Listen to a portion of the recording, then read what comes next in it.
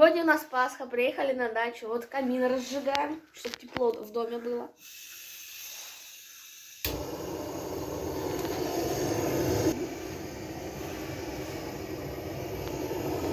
Достаем бедрышки.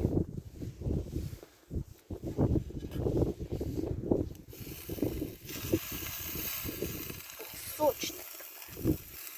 Прям супер.